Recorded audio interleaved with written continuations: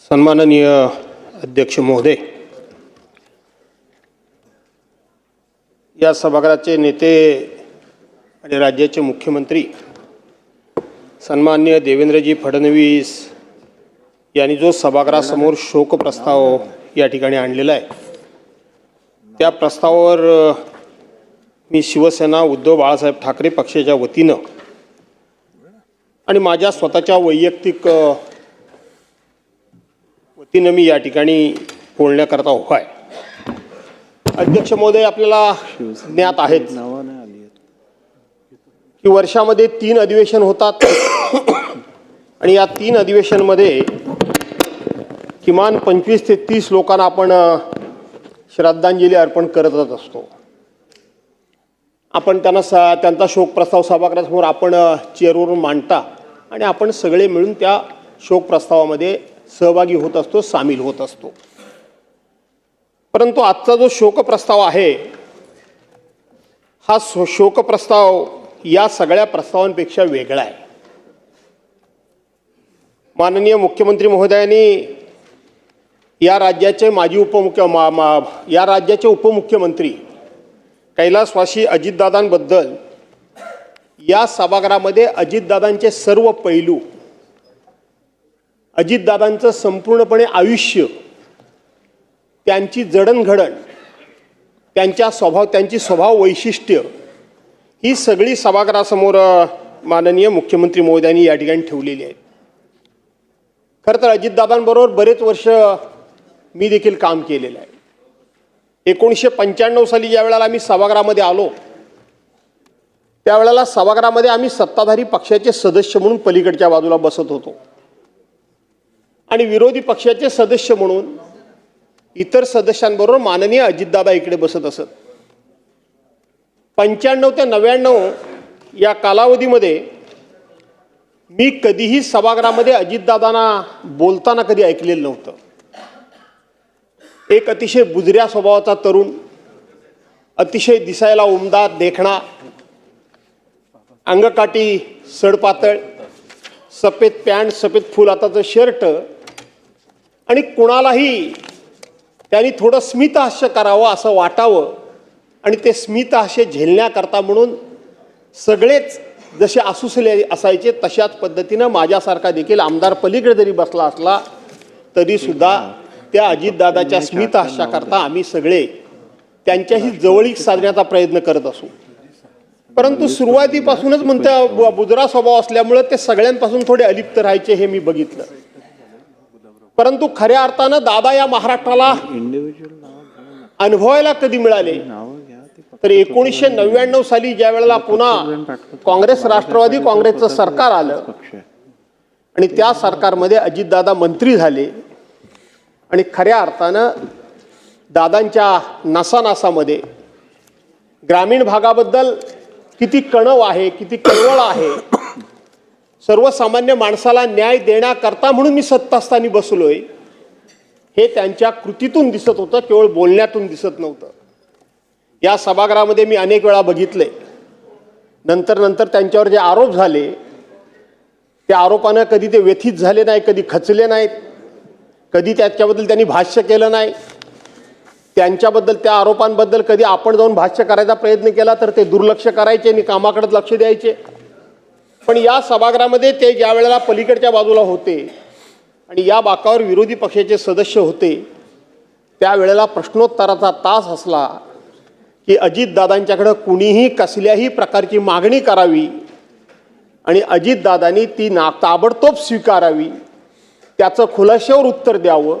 ते करणं शक्य असेल तर ते कसं शक्य आहे, ते करणं शक्य नसेल तर ते का शक्य नाही, इतकं सडेतोड आणि ठोस उत्तर देणारा नेता आज राज्यकर्ता म्हणून किंवा आपण राजकारणामध्ये दिसणं कठीण आहे. ज्याचं काम होण्यासारखं असेल त्याला होय म्हणून सांगणार, ज्याचं काम होण्यासारखं नसेल त्याला नाही म्हणून सांगणार. त्याच्याही पलीकडे त्यांच्याकडे अध्यक्षमध्ये एक नैतिक बळ होतं जे मी स्वतःहून अनुभवलं. नैतिक बळ असं होतं की एखादं काम होणार असेल परंतु ते काम झाल्यामुळं आपल्या पक्षाच्या कार्यकर्त्यावर, पदाधिकाऱ्यावर जर काही त्याचा राजकीय परिणाम होणार असेल तर त्याला स्पष्टपणे सांगण्याचं नैतिक बळ अजितदादाकडे होतं की हे काम जरूर होऊ शकलं असतं, जरूर मी केलं असतं, पण हे तुझं काम केल्यामुळं माझ्या पक्षाच्या कार्यकर्त्यावर कसा परिणाम होणार आहे, त्याच्यावर कसा अन्याय होणार आहे, त्याला कसा त्रास होणार आहे, त्यामुळं मी तुझं काम करणार नाही, हे सांगण्याचं धाडस हे अजितदादांच्याकडे होतं. हे सांगण्याचं धाडस हे अजितदादांच्याकडे होतं. 2005 साली 6 साली मी राष्ट्रवादी काँग्रेस पक्षामध्ये प्रवेश केला.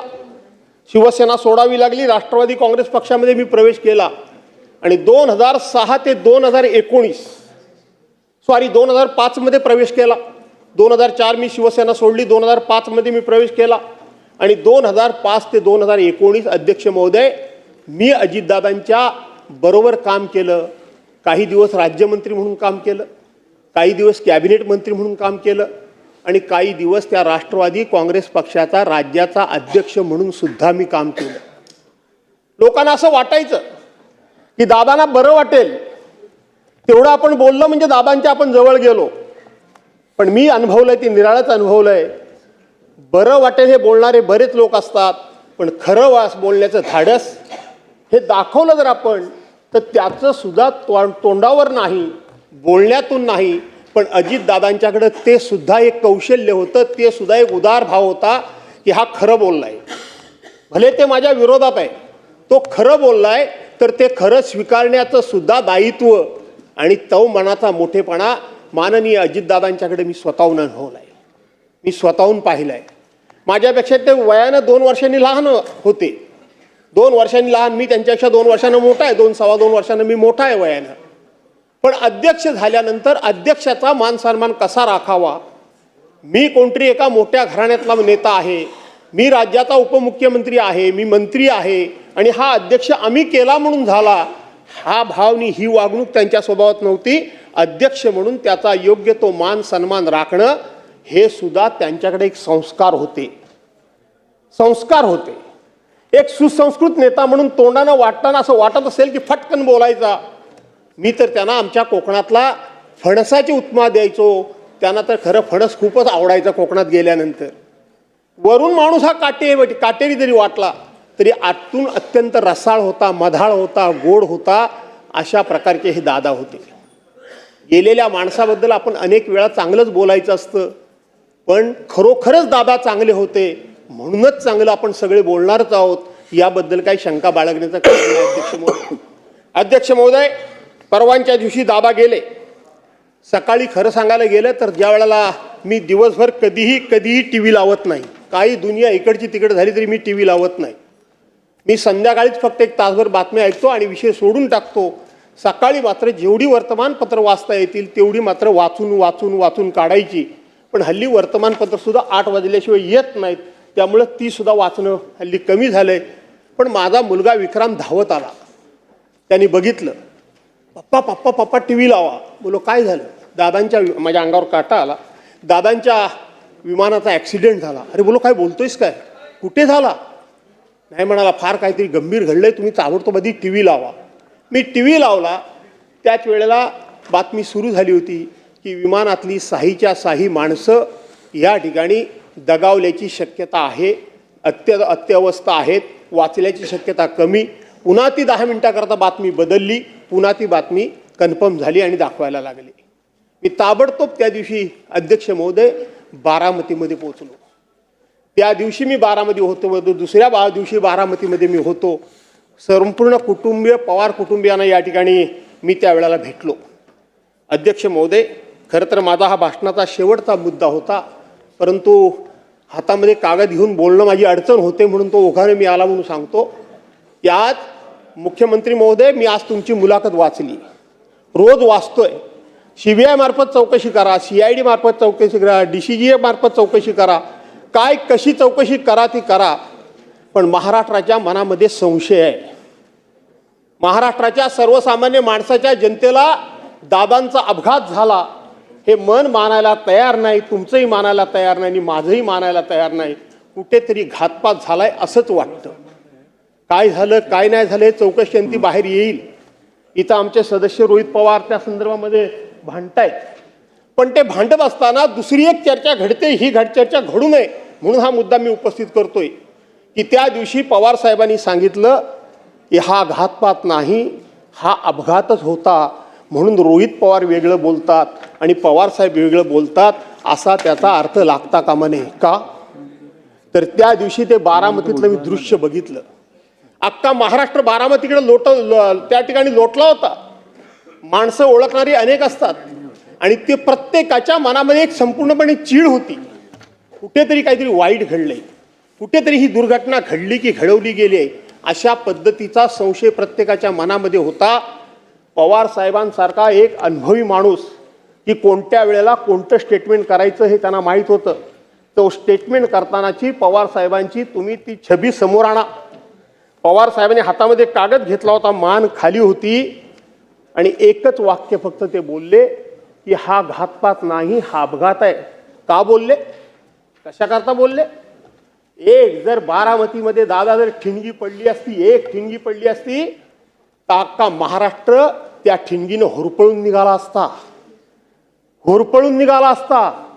पुऱ्या महाराष्ट्रामध्ये हे लोण पोचलं असतं आणि सरकारनं कितीही ताकद लावली आणि कुणीही लावली तरी त्याला कंट्रोल करणं हे कोणालाही शक्य झालं नसतं. म्हणून त्यावेळचं पवार साहेबांचं स्टेटमेंट माझ्यासारख्या कार्यकर्त्याला अत्यंत समयोचित वाटतं. मी त्याच्यावर कधी भाष्य केलं नाही, पण आज हे भाष्य करणं मला उचित वाटतं. आणि म्हणून रोहित पवार आणि शरद पवार साहेब मांडतात ही भूमिका विसंगत नाही, तर त्याच्या वेळची परिस्थिती आपण नजरेसमोर आणली पाहिजे. आणि म्हणून दादांचा घात झाला की अपघात झाला हे मुख्यमंत्री महोदय शोधून काढा. यापेक्षा मी या विषयावर काही जास्त भाष्य करू इच्छित नाही. अध्यक्ष महोदय, दादा म्हणजे एक संपूर्ण महाराष्ट्राचा आधारवड होता. प्रत्येकाला दादा म्हणजे एक आधार वाटत होता. तो पक्ष कुठला आहे, ती जात कुठली आहे, तो धर्म कुठला आहे, तो पंथ कुठला आहे, त्यांच्या बाजूचा आहे की त्यांच्या विरोधात आहे, त्यांच्यावर आरोप केला की त्यांच्यावर टीका केली, त्यांना दोष दिला की काय केलं, याचा विचार न करता काम जर करून घ्यायचं असेल तर दादांच्या दालनात जावं. अशा पद्धतीचा विचार आणि सर्वसामान्य माणसाला, गरजू माणसाला आधार वाटणारा आधारवड म्हणजे अजितदादा होता. आज हा महाराष्ट्राचा आधारवड कोसळून पडला. आज हा महाराष्ट्राचा आधारवड उलमळून पडला. कधी पडला? अध्यक्ष महोदय, ब्रह्मकमळ हे रात्रीचं उगवतं, रात्रीच्या 12 वाजता ब्रह्मकमळ उगवतं. पण महाराष्ट्राच्या राजकारणामध्ये अजितदादा पवार नावाचं ब्रह्मकमळ अगदी मध्यानीला उगवलं होतं, उमललं होतं, मध्यानीला उमललं होतं. दुपारच्या 12-1 वाजण्याच्या सुमारास उमललं होतं. तेजानं तळपत होतं. कुणाची नजर लागली माहीत नाही, पण हे उमललेलं ब्रह्मकमळ असंच त्या ठिकाणी करपून त्या ठिकाणी नाश पावलं, नाश के झपावलं. हे केवळ पवार कुटुंबियांचं नुकसान झालं नाही, त्यांच्या पक्षाचं नुकसान झालं नाही, तर समस्त माझ्या महाराष्ट्राचं नुकसान झालं, समस्त माझ्या महाराष्ट्राचं नुकसान झालं. आणि म्हणून महाराष्ट्र माझ्यापेक्षा मोठा आहे असं सातत्यानं मांडणारे दादा आज आपल्यामध्ये नाहीत. आणि म्हणून या सभागृहामध्ये आपण यापूर्वी प्रस्ताव मांडत असताना या राज्याचे माजी मुख्यमंत्री कैलासवासी विलासराव देशमुखांना सुद्धा आपण श्रद्धांजली अर्पण केलेली आहे. मुख्यमंत्री महोदय, माजी मुख्यमंत्री मनोहर जोशींना सुद्धा श्रद्धांजली अर्पण केलेली आहे. त्याचबरोबर माजी अध्यक्ष दत्ताजी नलावडेंना देखील श्रद्धांजली अर्पण केलेली आहे.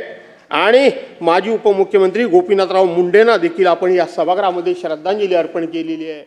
आणि RR पाटलांचा शोक प्रस्ताव सुद्धा या सभागृहामध्ये येऊन गेला आहे आणि आपण त्या शोकप्रस्तावामध्ये सगळे सामील झालेले होते. शेवटी सर्वांचं जीवन, सर्वांचं आयुष्य समानच आहे, पण तरी देखील दादांचा शोकप्रस्ताव हा माझ्या दृष्टीनं खूप निराळा आहे. आणि म्हणून आपण सर्वांनी दादांना या ठिकाणी स्वतंत्र अशा पद्धतीची जी श्रद्धांजली अर्पण करण्याचा कार्यक्रम या ठिकाणी केलात.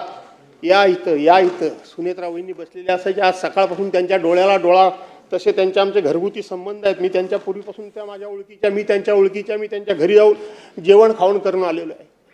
पण माऊलीच्या डोळ्याला डोळा देण्याचं माझं धाडस होत नाही आहे. पण आता इथं समोर बसलेले दादा दिसणार नाहीत.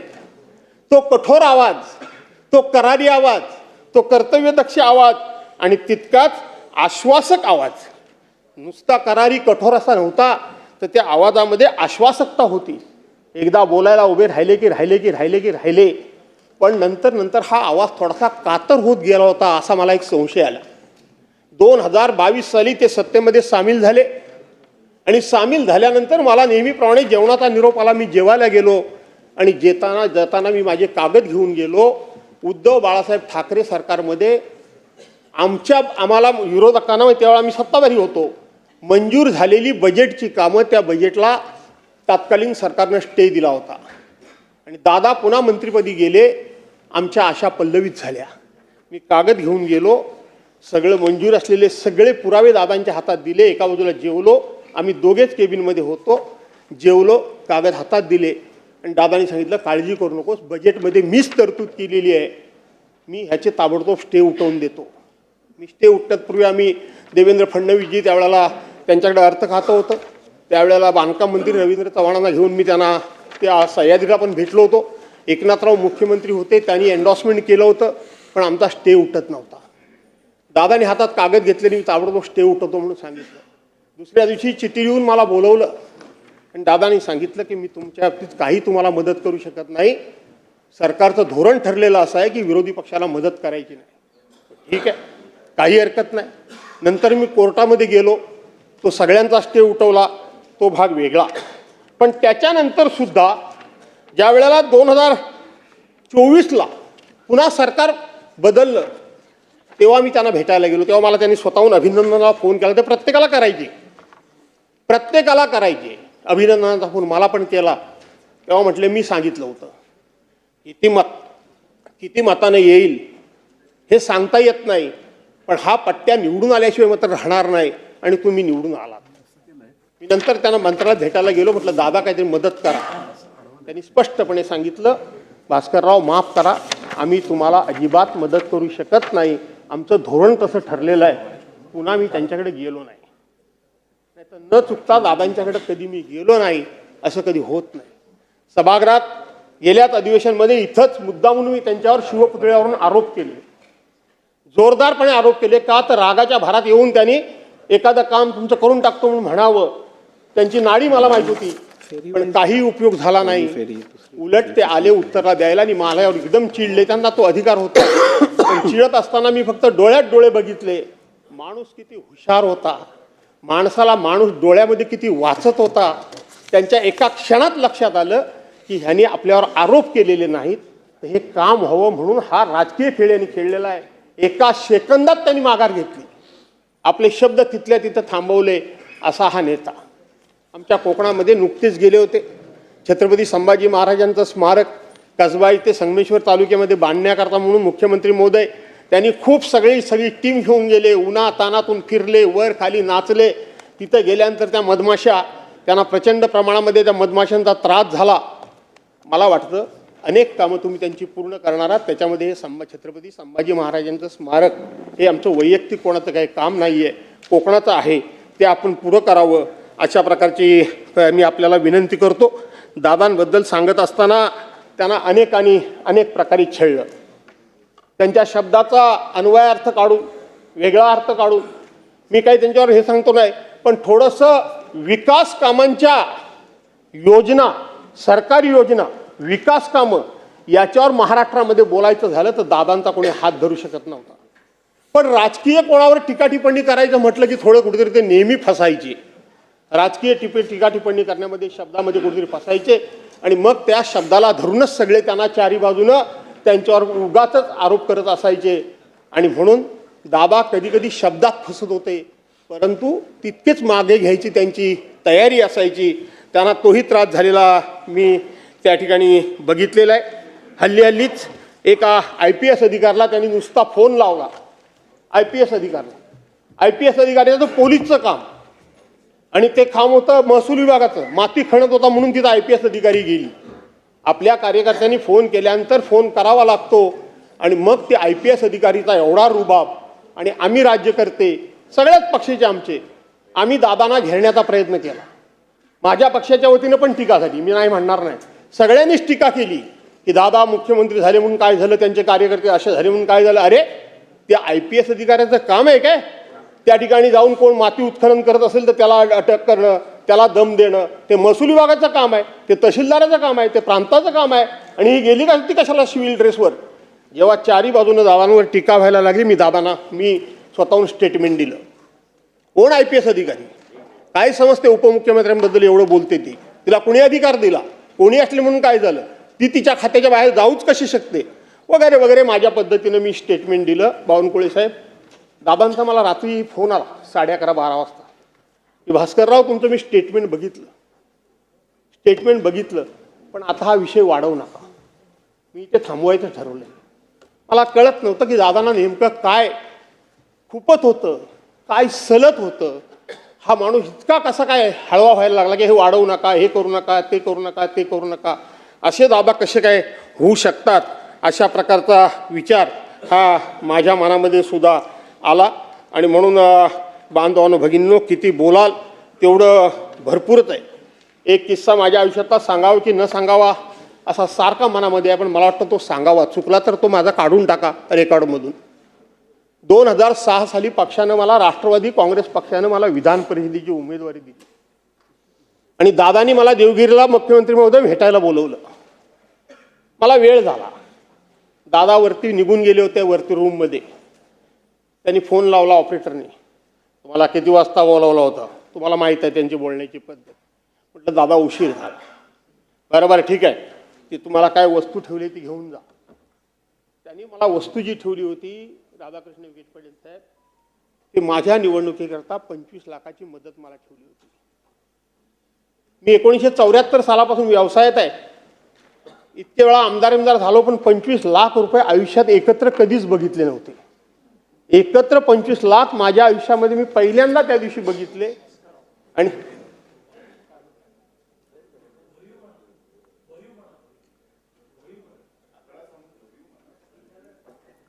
ठीक आहे, मी माझं म्हणणं बंद करतो. ठीक आहे. त्याच्यानंतर मी असं ठरवलं होतं की माझ्याकडे एक अमुक एक काही काय येईल, त्या दिवशी पहिलं दादांना भेटेन. दादांना मी भेटायला गेलो. दादानी त्याच्यामध्ये भर टाकून मला परत पाठवलं.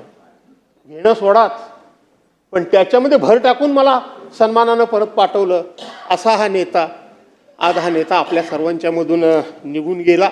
शेवटी जो आवडे सर्वांना तोची आवडे देवाला, असं जे म्हणतात त्याच पद्धतीनं हे सगळं घडलेलं दिसतंय.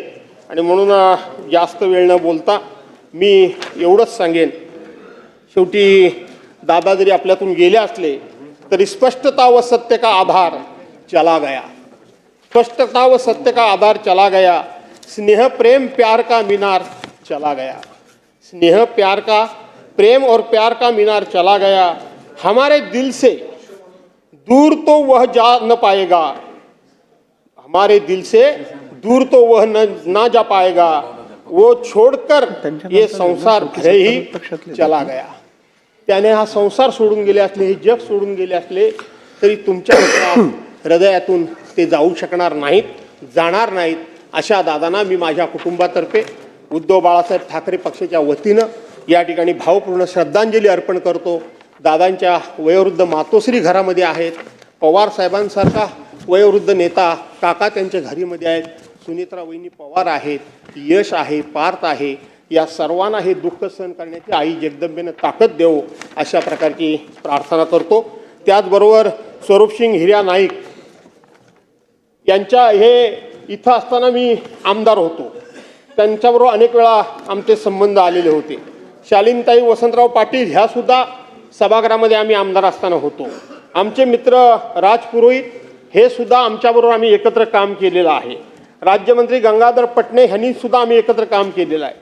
निळकंठ चिंतामण फालक हेच तेवढे फक्त आम्हाला परिचित नाही. विश्वास रामचंद्र नांदेकर यांनी आम्ही सुद्धा एकत्र काम केलेलं आहे. रूपलेखा खंडेराव ढोरे ह्या 1995 ते 99 युतीच्या आमदार म्हणून आम्ही एकत्र काम केलेलं आहे. या सगळ्यांच्या दुःखद निधनाबद्दल मी या ठिकाणी शोक व्यक्त करतो, त्यांनाही श्रद्धांजली अर्पण करतो आणि या ठिकाणी थांबतो.